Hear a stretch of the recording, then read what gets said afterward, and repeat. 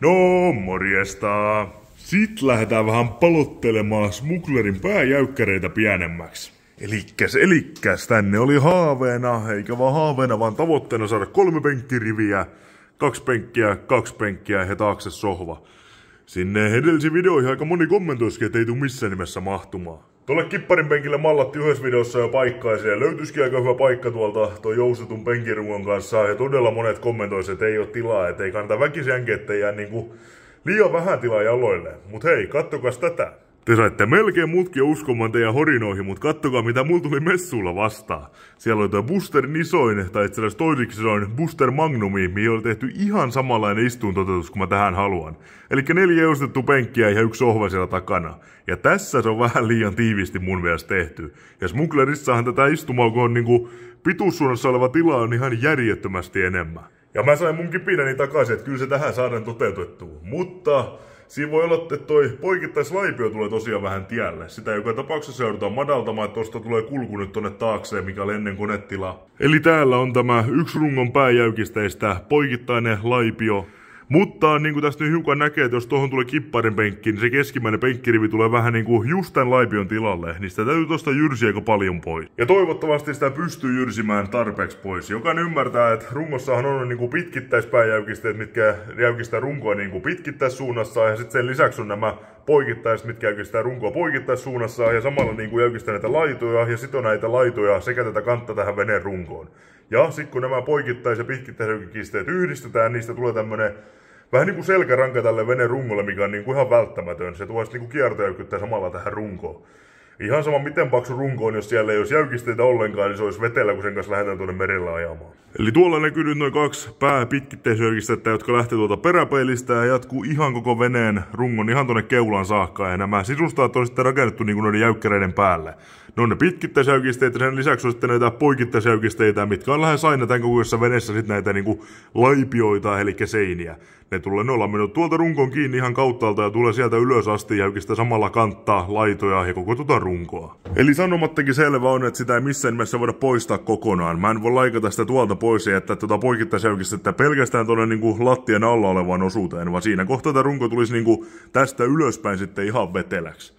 Sen täytyy tulla tuolta ylös. Tähän olisi rakenteellisesti jopa aika helppoa tehdä niinku keskelle vaan joku tommonen uumoillinen kuoppa, jotta tästä pääsee kulkemaan tuonne taakseen ja sitten kaikki siitä jäävät osuudet sitois vielä tänne laitoihin ja runkon kiinni. Se pysyisi aivan varmasti jäykkänä.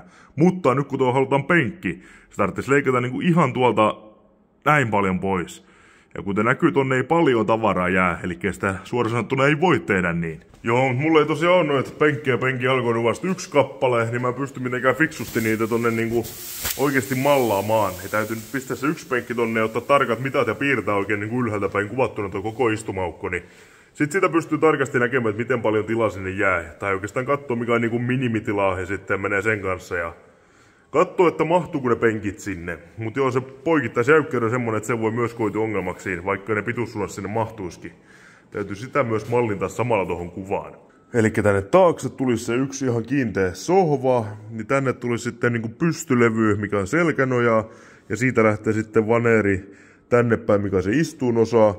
Ja sitten tietysti täytyy siihen jonkunnäköinen pystyseinä tehdä, niin se täytyy sitten niinku jäykkärin mukaan mitottaa. Eli jos sen takapenkin etuseinä ottaisi ihan tuon jäykkärin eteen, niin mikäs minimimitta silloin on? Se on sellainen kuin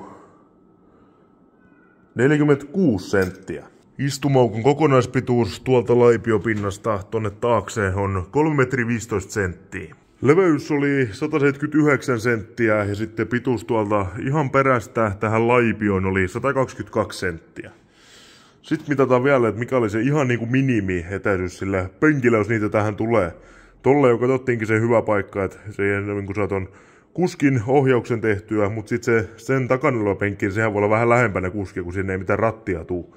Niin katsotaan mikä on niinku minimimitta siihen. No se mitta olisi tollanen, eli jos tuossa on se kipparin penkin selkänojaa, niin tuossa on se niinku mukava tila, mihin saa jalat vielä tämmöiselle niinku pitkällekin ihmiselle ja siihen pääsee mukavasti istumaan. Eli tää on vähän semmoinen niinku mukavuusmitta jopa isolle ihmiselle. Jos tästä täytyy ottaa 10 senttiä vielä pois, niin se on kyllä mahdollista. Tää näyttää nyt 104, eli jos ottaa sen tuohon 100, niin sit se on niinku, no sit se voisi pitää miniminä. Eli kipparin selkänojasta takailevan selkänojaan 100, otetaan 102. Ei se tuli jahdasta. Mä piirustin noin kuvatyön, niin katsotaan miltä se näyttää. Elikkä joo, siellä on nyt 120 senttiä oli se, mikä mitattiin kipparille sopiva paikkaa, jopa niin, että mä pystyn siinä mukavasti olemaan. Ja sitten 102 oli niinku penkinojasta. Penkinoja on se minimimittaa, että mä pystyn vielä fiksusti siinä istumaan kipparin takana. Ja sitten siellä on tuo sohva, mikä toi niinku jäykkäri määritti, mihin kohtaan se tulee. Ja näkyy, että sinne jää jopa enemmän vielä tilaa. Yleensä tämmöistä vedet tehdään jopa vielä huomattavasti tiiviimmin. Ja sivuuttaissuunnassaan täällä on tilaa ihan järjetön määrä. Koska mun mielestä Orkkiksen näistä taitaa olla niin, että on kuskipenkki ja sitten vasemmalla puolella on niinku jopa 2 istuttua penkkiä. Ja sitten tuo niinku kulku sinne hytti on vähän sinne kuskin päin. Tässä se on ihan keskellä. Mut siis pitkittäissuunnassa mahtuu hyvin kaikki 3 riviä, vaikka te epäilitte siellä. Mutta kuten tässä nyt näkyy, siellä on keltaisella viivalla nyt toi poikittaisjäykkäri, niin tuo penkki menee just keskelle sitä. Tiettyy, sit mä piirsin toisen, että jos tekis tämmösen niinku jenkkivenetyyliä, kun monesti varsinkin jenkkikatamaraneissa penkkiä sijoitetaan tämmöttiin, että ne ei olekaan ihan peräkkäin. Et sitten siellä voisi olla, niin no en tiedä, sit taas jos siellä on laipiot sivussa, niin ei niinkään mukavasti kulkemaan tuot pääse. Ja en mä tiedä, ehkä se on mukavampi, jos miettii, että istuu, niin onhan se mukavampi istua siellä ihan veneen laidalla, että voisi jatkaa tuon maisemia.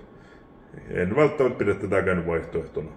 No eipä siihen oikein helppo ratkaisu sitten ollut siihenkään. Mä vähän toivoin, että jos se olisi ollut ihan muutamista senteistä kiinni, niin no kun se laipio nyt oli, niin kuin näitte, niin se oli siinä kunnossa. Ja alun perinkin tehty niin huonosti, että missään nimessä sitä ei voisi jättää noin, että se tarvitsisi niin tehdä uusiksi tai vähintään vahvistaa. Niin mä olin vähän toivonut, että jos se leikkaisi kokonaan pois sieltä, olisi tehnyt sen kokonaan uusiksi ja siirtänyt sitä sitten muutama sentin. Katos, mitä täältä pilssistä löytyisi vielä lisää. Siellä joskus tulee karkkipapereja. Täällä joku juonut olutta. Ja mä en tiedä mitä ihmettä täälläkin on välissä jotain niinku vaahtoa. Onko ne olisi tärissyjä sinne on vaan pistetty vaahtoa vai?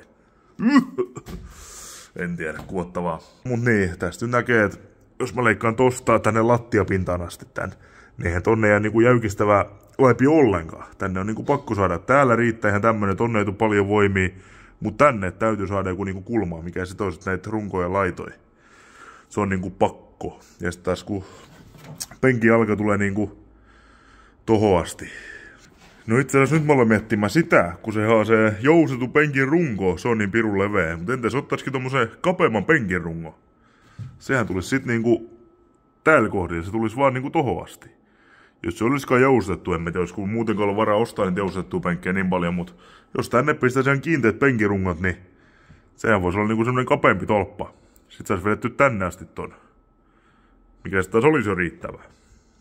Tai sitten se, että siirtää sen penkit tähän keskellä, mutta en mä tiedä, onko se kiva istua, jos miettii, että tässä istuu silloin, kun ajetaan. Niin. En tiedä, olisi se ehkä ihan kivakin. Tuossa olisi kuskin penkki, tuossa olisi toiset penkit, sitten tästä käveltäisiin niinku tuolta tonne taakse. No, kyllä se ehkä olisi yksi vaihtoehto kanssa. Tai sitten on kolmaskin vaihtoehto vielä, mikä on niinku rakenteellisesti kaikista paras, mikä itse asiassa Orkkiksena näissä on kuskin penkki ja kartturi on tehty, että laminoi tänne niinku kotelon. Eli leikkaa tästä tää laipion rikki, mutta jatkaa tähän kotelo. Laminoi tänne kotelo, mikä on kokonaan tuolla laidossa kiinni ja rungossa kiinni, niin se vähän niinku tekee tästä laipiosta vielä vahvemmaa, mitä se on tällä hetkellä. Orkkiksena näissä monesti on semmonen. Ehkä se olisi ihan niinku tommonen neliökaappi, mihin pistetään vaan penkki päälle ja siellä on sitten kolo tai kaappi, että sen saa auki. Siellä on samalla sitten niinku sisällä säilytystilaa, mikä ei missään nimessä olisi kyllä huono, koska tänne ei oikein säilytystilaa mihinkään nyt tällä hetkellä. Paitsi noidalle, jos ne avaa, mutta sielläkään paljon ole, kun semmonen pitkittäisjäykkäri tuossa, niin se miettii, että olisiko se sittenkin paras. Tuossa semmonen, koska takapenkistähän tulee kiinteä kotelo, niin ei se rumalisi, jos tässäkin olisi kiinteä kotelo. Sitten ei tulisi mitään niinku ongelmia, että laipio on liian pieneksen jalan takia, vaan sitten tulisi niinku vahvempi tätä, kun siihen tulisi vähän niinku kotelorakenne ja toinen laipio kanssa, mikä sitoutuu itteensä tonne laitaan, ja samalla se jäykistää sitä kantta paljon. Olisi tehty aika työläs sekin, semmonen tehdä, että se on niinku siistiä näköinen, mutta olisi vähän kiinnostamaan se kyllä nyt. No mä purkaan tosta sen verran, että mä näen, että mitä tuolla niinku rungon sisäpuolella on. Niinku tuolla, kun tuolla on nyt niinku sit vielä erikseen vähän vahvempi jäykkäri luultavasti tän lattian alla, niin joskus se olisi ihan niinku ryhdissään siellä, niin tän voisi leikata ihan hyvin tästä nyt auki. Koska aina kun näitä laipio leikkaa auki, niin siinä täytyy vähän miettiä. Ei voi ihan vaan laikata auki, koska se voi sässähtää se runko, varsinkin jossain pienemmissä vanhemmissa veneissä. Siinä ei välttämättä ole kuin ihan yksi laipio jossain kohtaa, mikä jäykistää sen koko veneen laidat sekä kannen. Jos sen leikkaa kokonaan pois, niin ne voi mennä ensinnäkin noin laidat ihan veteliksi, ja jos sen leikkaa ihan niin oikeasti tuon niin pohjan myötäisesti pois, niin myös tuosta rungosta voi tulla ihan vetelä. Jos on vielä niin trailerin päällä, niin siellä on paino tuolla pohjassa, niin se voi mennä johonkin erikoisasentoon, ja sitten kun sä laminoit sinne uuden laipioon, niin se jääkin johonkin ihan vinkurasentoon, ja sitten kun sä saat ajamaan, niin vene meneekin ihan sivuttain. Ei simmosta, mutta tässä ei oikeastaan sitä varaa nyt, koska no tää nyt on muutenkin niin väkevä joka paikassa, kun tää on vanha offshore-vene, mutta täällä nyt on niinku lattialaminoitu kauttaalta täältä joka puolelta kiinni, niin noi ei pääse mihinkään sässähtämään, ja täällä on jäykisteitä myös tuolla alla. Mutta ihan vaan niinku varoituksena, jos joku muu joskus tekee tätä samaa, niin täytyy vähän silmällä katsoa, että miten se runko sit pysyy ryhdissä, jos sen leikkaat sieltä auki. Jos siellä ei ole mitään, mikä sitä pitäisi, sitten sen täytyy tehdä jotain väliaikaisen, mikä pitää sen muodossa sillä väliin, kun rakentaa ton uuden.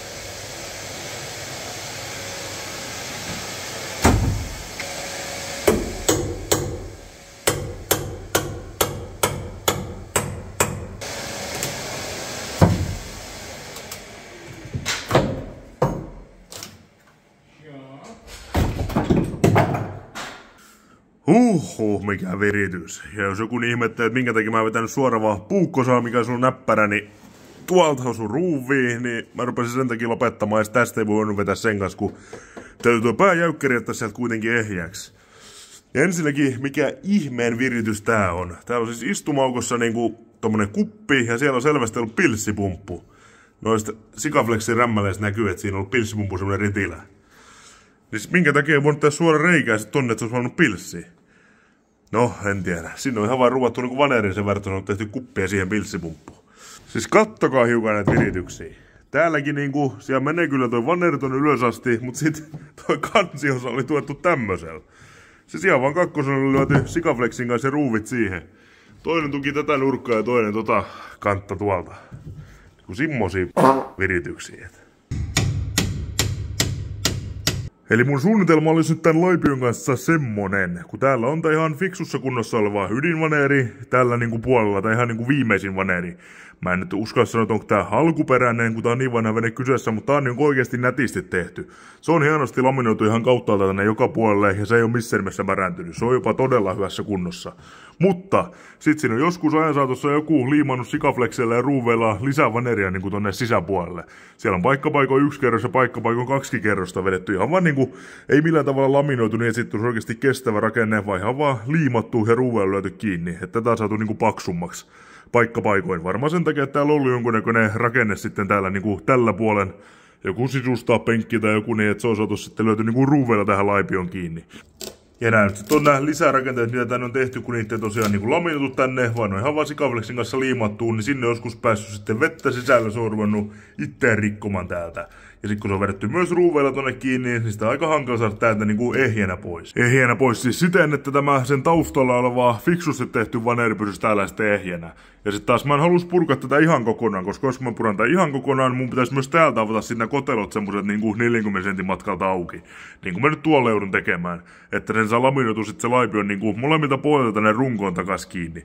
Ja mä en halua sitä tehdä, koska se on vähän niinku turhaa työtä nyt, kun tää on näin hyvässä kunnossa tää ulompivaneeri. Niin mä koitan tehdä nyt niin, että mä leikkaan tästä niinku lattiapinnasta kaiken auki, mutta etänkin sitten tänne lattiapinnan alla olevan tän niinku oikein rungon poikittaisäykisten kiinni. Koska tää on oikeesti nätisti tehty ja vahvasti ja se on ihan ryhdissään. Mut joo, tää on nyt vaan suunnitelma, mitä mä miettisin. Kun mä lähden purkamaan tosta enemmän, jos se näyttää siltä, että on jo vähänkin huonossa kunnossa, tai ne ihme palasviritykset jatkuu tonne alas asti, niin sit mä teen vaan suoraan kaiken uusiksi. Mut pääsis huomattavasti helpommalla sillä, kun tonne sais tehty vaan niinku yhden uuden vaneerin, mikä pitäisi täältä lattian alta laminoida vaan täältä niinku etupuolelta takas tonne runkon kiinni. Ja samalla sit tulisi sit semmonen niinku äärimmäisen vahva, koska aina jonkun muun laminoima laipio on mulle semmonen, että mä en välttämättä luota siihen 100%. Niin sit mä saisin myös tänne niinku lattian alle mun omaa rakennetta, mihin mä taas luotan. Ja sitten nää yläpuolesta olisikin täysin uutta ihan kauttaaltaan, niin sit tulisi hyvä. Mut katsotaan nyt, että saako sitä purettua ehjänä niin, että ulonpilvaneeri edes jää tohon ehjäksi.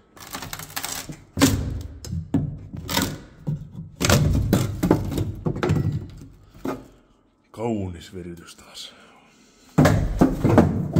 No, kehun, että ulonvaneeri on tehty oikeasti fiksusti, mutta hei sitä näköjään olekaan tältä puolelta laminoitu ylös asti. Mun mielestä tähtäisi se olisi fiksua, että se laipiolaminoitaisi aina ihan ylös asti kiinni molemmilta puolin. Täältä se on vaan toiselta puolelta ja sitten sen lisäksi on näköjään vedetty ensin niinku sikaflexin kanssa tonne kiinni. Mikä ei taas ole semmonen tyyli, mitä mä käyttäisin, vaan ennen jotain peanut butteria sinne, että siitä tulee oikeesti niinku yhtä puuta tämän rungon kanssa, eikä se olisi tämmönen niinku erille liimattu osa. Eihän veneen rakennuksessa välttämättä ole aina semmosia niinku oikeita ja vääriä tyylejä, mut kyllä on aina, että jos jotain niinku rakenteita liimataan sikaflexin kanssa, niin se on mun mielestä silloin väärin, että jos meinataan laminoida, niin sit laminoidaan ihan niinku molemmilta puolin. Eikä varsinkaan niin, että liimataan sikaflexin kanssa sen jälkilaminoidaan molemmilta puolelta, silloin sinne ei varmasti tai ainakin suurella todennäköisellä niin kuin ilmaa väleihin, mihin pääsee kondensoitumaan vettä ja sitten se vesi pääsee sieltä tonne ydinvaneeriin, mikä on huono. Yhtä puuta rakenne on aina parempi kuin tommonen joku elastinen liimaus. Ja nimenomaan varsinkin tämän vaneerin kanssa. Silloin kun se laminoidaan yhtä puuta kauttaaltaan joka puolelta kiinni, niin silloin sinne ei jää semmosia koteloja, mistä se kosteus pääsee sinne vaneerin menemään. Puuhan ei sitä kosteutta sit pidemmän päälle kestä. Sitten kun se on kauttaalta laminoitu ympäri, niin se ei pääse sinne. Ja sen lisäksi kun se laminoidaan, niin se aina imeytetään hartsilla ja se luo myös siihen vanerin pintaan vielä semmosen suojan. Ja sama homma ruuvien kanssa. Elikkä esimerkiksi tässä tilanteessa niin eihän tätä vaneria saa tehtyä niinku yhtenäisenä. No saa tehty yhtenä palana, mutta ei sitä millään taittu tänne paikoilleen. Niin usein tämmöistä joudutaan tekemään monesta palasesta, ei nyt ihan noin monesta pienestä palasesta, mutta niin, että siinä jossain on sauma. Niin ei kannata käyttää ruuveja, jos vaan on mahdollista, koska ne jättää myös aina, kuten tässä näkyy. Niistä on päässyt kostetta tänne rakenteeseen rokon homehtumaan. Niin jos tekee sen niin monesta palaista, niin kannattaa käyttää liimaa. Liimaa sen vaneeri sitten niin yhtä puuta rakenteeksi ennen kuin sitä lähtee laminoiman kauttaaltaan ympäri. Mielellään ei ruuveja.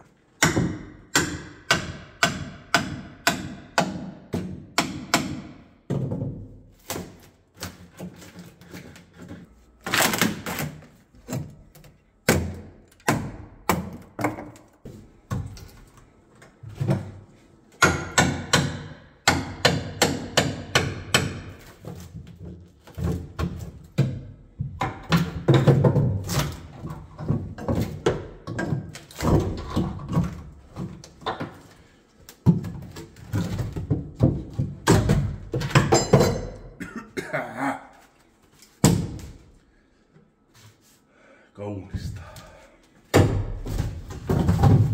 Noniin, nyt tää näkyy tää huonosti tehdyn vanerin, tai oikeastaan huonossa kunnossa oleva vanerin sauma. Elikkä se menee vaan täällä asti. Kyllä se nyt siltä näyttää, että mä saan sen tästä poistettua, saan pidetty sitten takaa olevan vanerin tuolla ainakin taustana sitä uutta varten. Et ei tarvii ihan kauttaaltaan kaikkea tehdä uusiksi. Se on nyt hyvä, ei tarvitse purkaa noita koteloita tuolta takaa. Mutta täytyy tältä puolelta sen verran ottaa sit kuitua auki, että saa täältä nämä kaikki rämmälle tältä puolen pois ja sit pääsee oikein kunnolla näkemään, missä kunnossa toi taustavaneri on.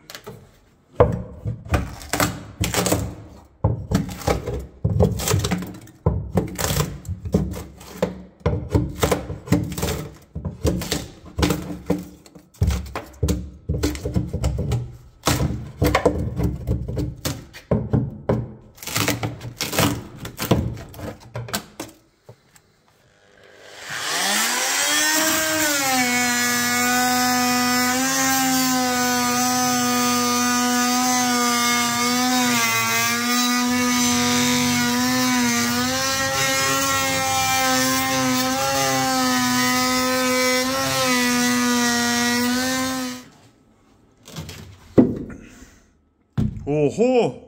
No ei ihme, ettei oikein toi rosvosaha meinannut purra tähän. Tässä on hiukan lasikuitu tässä pinssipumpun kupissa. Siis mitä ihmettä? Tuossa on sama materiaalivahvuus kuin rungossa. Mitä siis, onko siellä niinku... En tiedä, mitä siinä on tapahtunut. On väkevä kuppi ollut pilssipumpulla. Tää painaakin varmaan 10 kiloa. Ja on kyllä muutenkin tullut taas weight savingia aika paljon.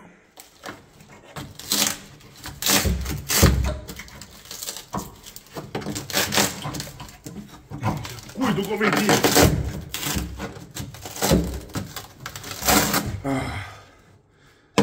Tosi kovin kuitu kiinni tuossa vanerissa. Ei se mikään ihan osaamaton tekijä ollut. Noniin. Alkoi lyyti kirjoittaa. Joo. On siellä kuituakin aikamoinen kerros. Niinku kulkilla just tuolla. Jonse oli oikeoppisesti nykyään tuoltakin kitattu, ettei tonne jää niinku tyhjä aukko.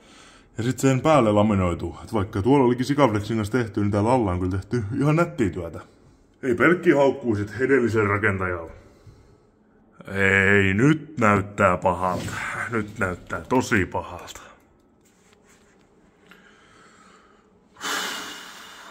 Oi voi voi.